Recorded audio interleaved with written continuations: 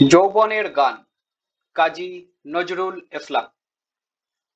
লেখক পরিচিতি: কাজী নজরুল ইসলাম 1899 খ্রিস্টাব্দের 25শে মে 1306 সনের 11ই জ্যৈষ্ঠ ভারতের পশ্চিমবঙ্গের বর্ধমান জেলার আসানসোল মহকুমার চুরুলিয়া গ্রামে জন্মগ্রহণ করেন। ছেলেবেলায় তিনি লেটো গানের দলে যোগ দেন। পরে বর্ধমান ও ময়মনসিংহের ত্রিশাল থানার দড়িরামপুর হাই স্কুলে লেখাপড়া করেন। 1917 সালে তিনি সেনাবাহিনীর বাঙালি পল্টনে যোগ দিয়ে করাচি যান। সেখানেই তার সাহিত্য জীবনের সূচনা ঘটে। তার লেখায় তিনি সামাজিক অবিচার ও পরাধীনতার বিরুদ্ধে সোচ্চার হয়েছেন। এজন্য তাকে বিদ্রোহী কবি বলা হয়। বাংলা সাহিত্য জগতে তার আবির্ভাব এক নতুন দিগন্তের উন্মোচন করে। মাত্র 43 বছর বয়সে কবি দুরারোগ্য রোগে আক্রান্ত হয়ে বাকশক্তি হারিয়ে ফেলেন। বাংলাদেশ প্রতিষ্ঠার পর অসুস্থ কবিকে ঢাকায় আনা হয় এবং পরে তাকে বাংলাদেশের নাগরিকত্ব প্রদান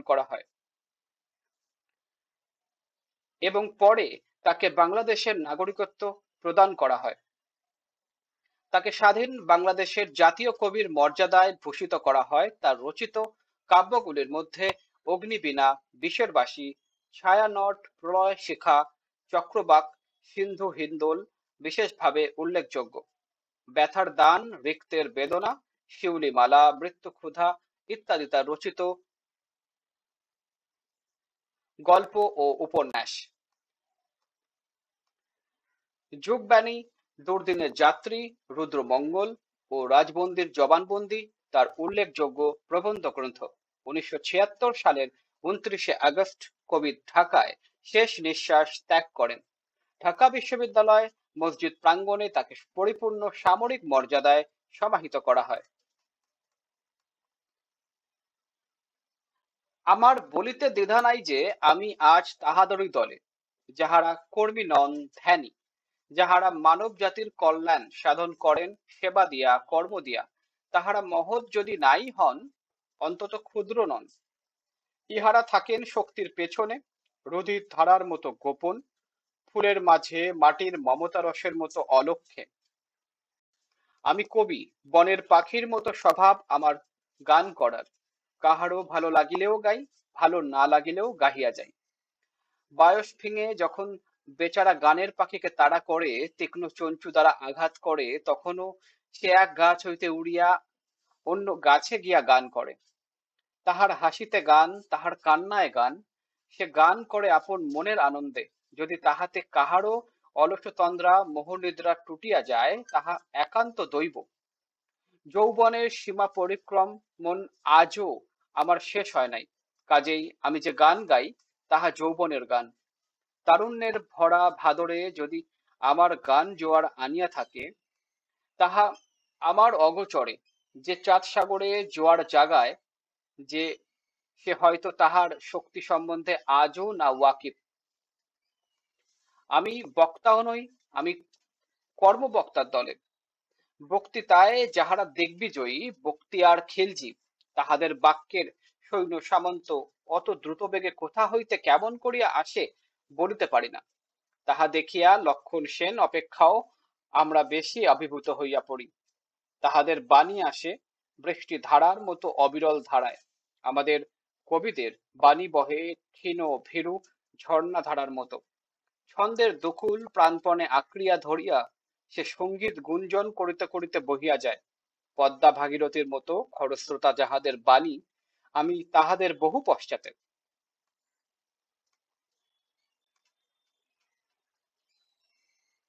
আমার একমাত্র সম্বল আপনাদের তরুণদের প্রতি আমার অপরিসীম ভালোবাসা, প্রাণের টান। তারুণ্যকে, যৌবনকে আমি যেদিন হইতে গান গাহিতে শিখিয়াছি, সেই দিন হইতে বারে বারে সালাম করিয়াছি, সশ্রদ্ধ নমস্কার নিবেদন করিয়াছি। জবা কুসুম সংকাশ তরুণ অরুণকে দেখিয়া প্রথম মানব কেমন করিয়া সশ্রদ্ধ নমস্কার করিয়াছিলেন, আমার প্রথম জাগরণ প্রভাতে তেমন সশ্রদ্ধ বিস্ময় লইয়া যৌবনকে অন্তরে শ্রদ্ধা নিবেদন করিয়াছি, তাহার স্তবগান গাহিয়াছি। তরুণ অরুণের মতোই যে তারুণ্য তেমির বিদারী, সে যে আলোর দেবতা। রঙের খেলা খেলিতে তাহার উদয়, রং ছড়াইতে ছড়াইতে তাহার অন্ত। যৌবন সূর্য যথায় অস্তমিত, দক্ষের তেমির কুন্তলা নিশীথিনের সেই তো লীলাভূমি। আমি যৌবনের পূজারী কবি বলিয়াই যদি আমায় আপনারা আপনাদের মালার মধ্যমণি করিয়া থাকেন, তাহা হইলে আমার অভিযোগ করিবার কিছুই নাই। আপনাদের মহাদান আমি সানন্দে শিরনত করিয়া গ্রহণ করিলাম, আপনাদের দলপতি হইয়া নয়, আপনাদের দলভুক্ত হইয়া, সহযাত্রী হইয়া। আমাদের দলে কেহ দলপতি নাই। আজ আমরা শতদিক হইতে শত শত তরুণ মিলিয়া তারুণ্যের শতদল ফুটাইয়া তুলিয়াছি। আমরা সকলে মিলিয়া এক সিদ্ধি, এক ধ্যানের মৃণাল ধরিয়া বিকশিত হইতে চাই। বার্ধক্য তাহাই, যাহা পুরাতনকে, মৃত্যাকে, মৃত্যুকে আঁকড়িয়া পড়িয়া থাকে। বৃদ্ধ তাহারাই যাহারা মায়াচ্ছন্ন নব মানবের অভিনব জয়যাত্রার শুধু বোঝা নয়, বিঘ্ন। শতাব্দীর নবযাত্রীর চলার ছন্দ ছন্দ মিলাইয়া যাহারা কুচকাওয়াজ করিতে জানে না, পারে না, যাহারা জীব হইয়াও জড়, যাহারা অটল সংস্কারের পাষাণস্তূপ আঁকড়িয়া পড়িয়া আছে। বৃদ্ধ তাহারাই যাহারা নব অরুণোদয় দেখিয়া নিদ্রাভঙ্গের ভয়ে দ্বার রুদ্ধ করিয়া পড়িয়া থাকে। আলোক পিয়াসী প্রাণচঞ্চল শিশুদের কলকোলাহলে যাহারা বিরক্ত হইয়া অভিসম্পাত করিতে থাকে। জীর্ণ পুঁথি চাপা পড়িয়া যাহাদের নাভিশ্বাস বহিতেছে, অতি জ্ঞানের অগ্নিমান্দে যাহারা আজ কঙ্কাল সার, বৃদ্ধ তাহারাই। ইহাদের ধর্মই বার্ধক্য। বার্ধক্যকে সবসময় বয়সের ফ্রেমে বাঁধা যায় না। বহু যুবক দেখিয়াছি যাহাদের যৌবনের ঊর্ধ্বের নিচে বার্ধক্যের কঙ্কাল মূর্তি। আবার বহু বৃদ্ধকে দেখিয়াছি যাহাদের বার্ধক্যের জীর্ণাবরণের তলে মেঘলুপ্ত সূর্যের মতো প্রদীপ্ত যৌবন। তরুণ নামের জয় মুকুট শুধু তাহারই যাহার শক্তি অপরিমাণ, গতিবেগ ঝঞ্ঝার ন্যায়, তেজ নির্মেক, আশার মধ্যাহ্নের মার্তণ্ড প্রায়। বিপুল যাহার আশা, ক্লান্তিহীন যাহার উৎসাহ, বিরাট যাহার ঔদার্য, অফুরন্ত যাহার প্রাণ, অটল যাহার সাধনা, মৃত্যু যাহার মুঠি তলে। তারুণ্য দেখিয়াছি আরবের বেদুইনদের মাঝে, তারুণ্য দেখিয়াছি মহাসমরের সৈনিকের মুখে। কালা পাহাড়ের অসিতে, কামাল, করিম, মুসোলিনি, সানিয়াত, লেনিনের শক্তিতে। যৌবন দেখিয়াছি তাহাদের মাঝে যাহারা বৈমানিক রূপে অনন্ত আকাশের সীমা খুঁজিতে গিয়া প্রাণ হারায়। আবিষ্কারক রূপে নবপৃথিবীর সন্ধানে গিয়া আর ফিরে না।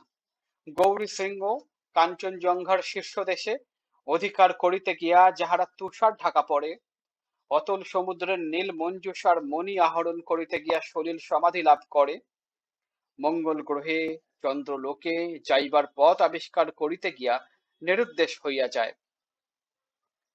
পবন গতিকে পশ্চাতে ফেলিয়া যাহারা উড়িয়া যাইতে চায়, নব নব গ্রহ নক্ষত্রের সন্ধান করিতে করিতে যাহাদের নয়নমণি নিভিয়া যায়, যৌবন দেখিয়াছি সেই দুরন্তদের মাঝে। যৌবনের মাতৃরূপ দেখিয়াছি সব বহন করিয়া যখন সে যায় শ্মশান ঘাটে, গোর স্থানে অনাহারে থাকিয়া যখন সে অন্ন পরিবেশন করে দুর্ভিক্ষ বন্যা পীড়িতদের মুখে, বন্ধুহীন রোগীর শয্যা পার্শ্বে যখন সে রাত্রির পর রাত্রি জাগিয়া পরিচর্যা করে, যখন সে পথে পথে গান গাহিয়া ভিখারি সাজিয়া দুর্দশাগ্রস্তদের জন্য ভিক্ষা করে, যখন দুর্বলদের পাশে বল হইয়া দাঁড়ায়, হতাশের বুকে আশা জাগায়। ইহাই যৌবন, এই ধর্ম যাহাদের তাহারাই তরুণ। তাহাদের দেশ নাই, জাতি নাই, অন্য ধর্ম নাই। দেশ কাল জাতি ধর্মের সীমার ঊর্ধ্বে ইহাদের সেনানিবাস। আজ আমরা মুসলিম তরুণেরা যেন অকুণ্ঠিত চিত্তে মুক্ত কণ্ঠে বলিতে পারি, ধর্ম আমাদের ইসলাম, কিন্তু প্রাণের ধর্ম আমাদের তারুণ্য, যৌবন। আমরা সকল দেশের, সকল জাতির, সকল ধর্মের, সকল কালের, আমরা মুরিদ যৌবনের। এই জাতি ধর্ম কালকে অতিক্রম করিতে পারিয়াছে তাহাদের যৌবন, তাহারাই আজ মহামানব, মহাত্মা, মহাবীর। তাহাদিগকে সকল দেশের, সকল ধর্মের, সকল লোক সমান শ্রদ্ধা করে। পথ পার্শ্বের ধর্ম অট্টালিকা আজ পরপর হইয়াছে, তাহাকে ভাঙিয়া ফেলিয়া দেওয়াই আমাদের ধর্ম।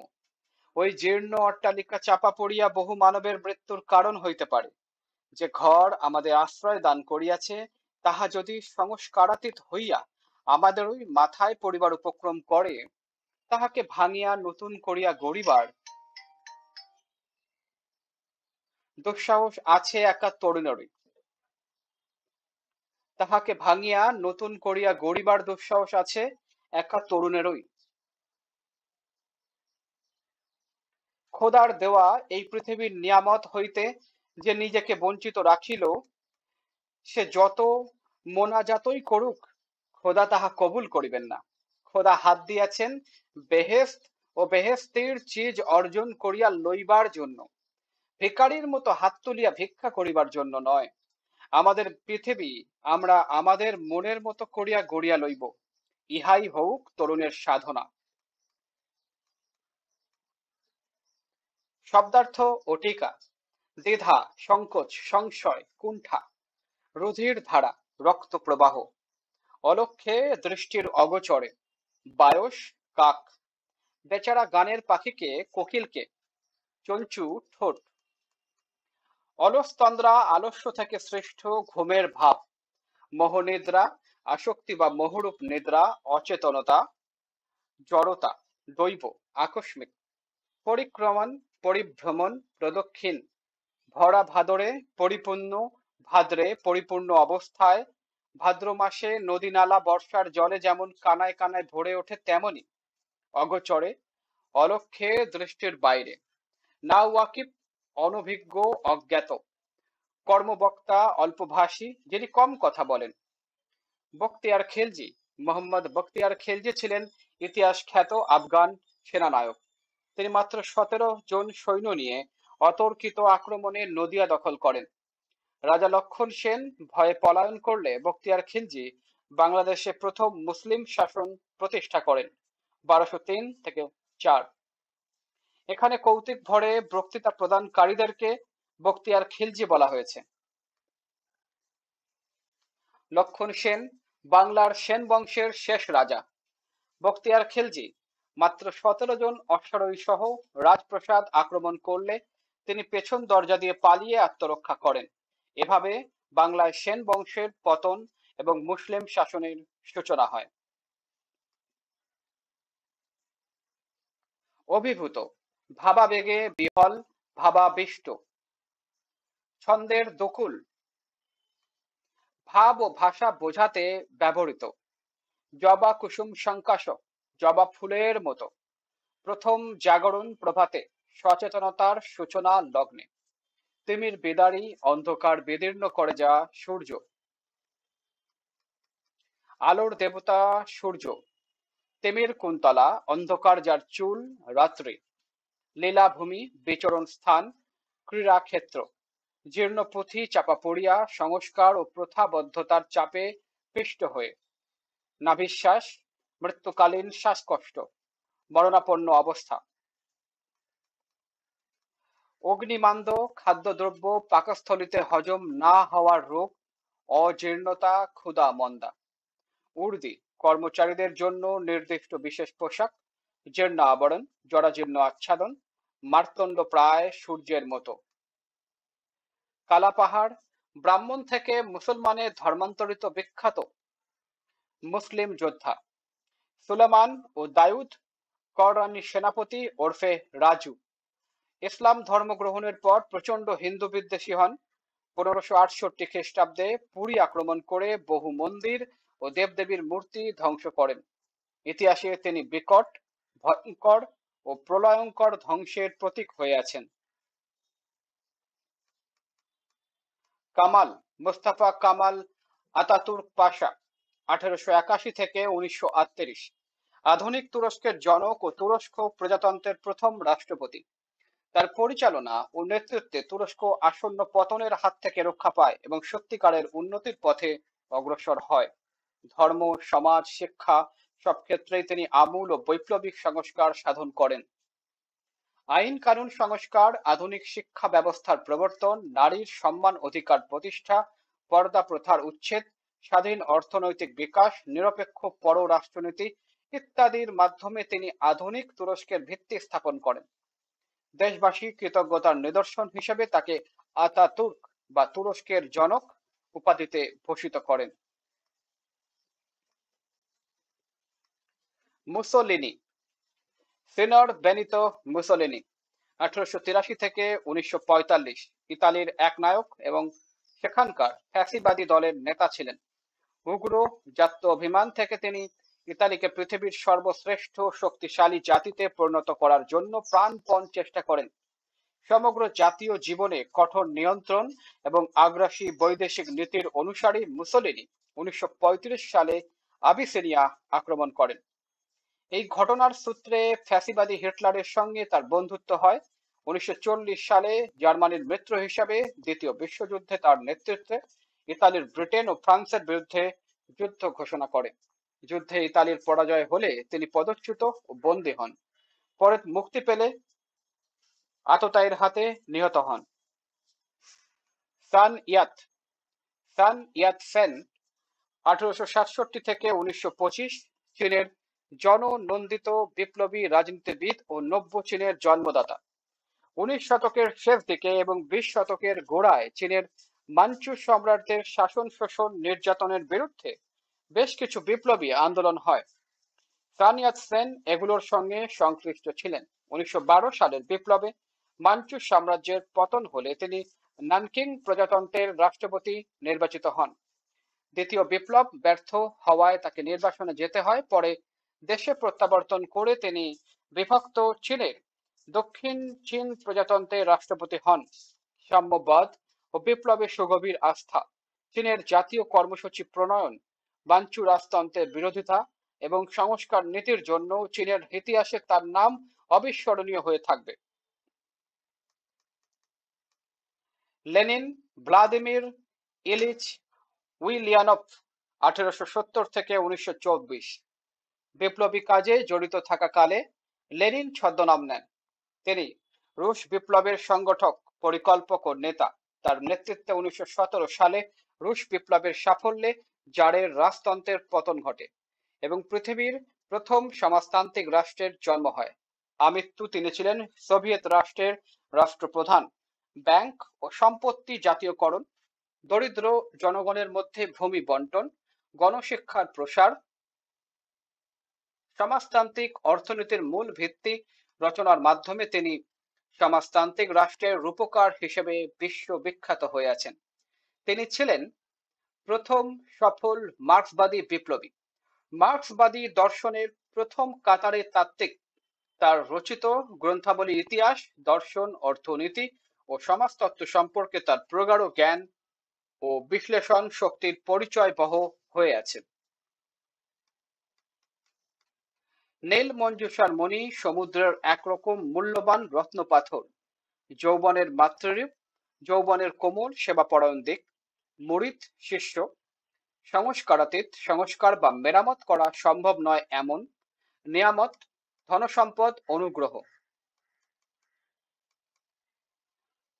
পাঠ পরিচিতি। 1932 খ্রিস্টাব্দে সিরাজগঞ্জে মুসলিম যুব সমাজের অভিনন্দনের উত্তরে তাদের উদ্দেশ্যে কাজী নজরুল ইসলাম যে প্রাণোচ্ছল ভাষণ দিয়েছিলেন, যৌবনের গান রচনাটি তারই পরিমার্জিত লিখিত রূপ। এই অভিভাষণে কবি দুরন্ত দুর্বার যৌবনের প্রশস্তি উচ্চারণ করেছেন, কারণ যৌবন হচ্ছে অফুরন্ত প্রাণশক্তির আধার। যৌবনকে মানুষের জীবনকে করে গতিশীল ও প্রত্যাশাময়।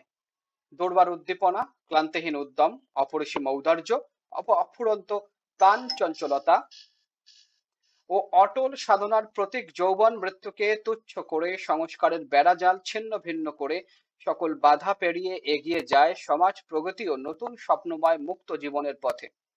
আর বিপন্ন মানবতার পাশে সে দাঁড়ায় সেবাব্রতী ভূমিকা নিয়ে। পক্ষান্তরে রক্ষণশীলতা, জড়তা, সংস্কারচ্ছন্নতা ও পশ্চাৎপদতাময় বার্ধক্য বাধা হয়ে দাঁড়ায় জীবনের প্রাণবন্ত অগ্রগতির পথে। তাই স্বভাব বৈশিষ্ট্যের দিক থেকে যে যৌবন দেশ, জাতি, কাল ও ধর্মের বাঁধন মানে না, সেই যৌবন শক্তিকে কবি উদাত্ত আহ্বান জানিয়েছেন সমস্ত জীর্ণ পুরানো সংস্কারকে ধ্বংস করে মনের মতো নতুন জগৎ রচনার সাধনায় অগ্রসর হতে। বহু নির্বাচনী প্রশ্ন।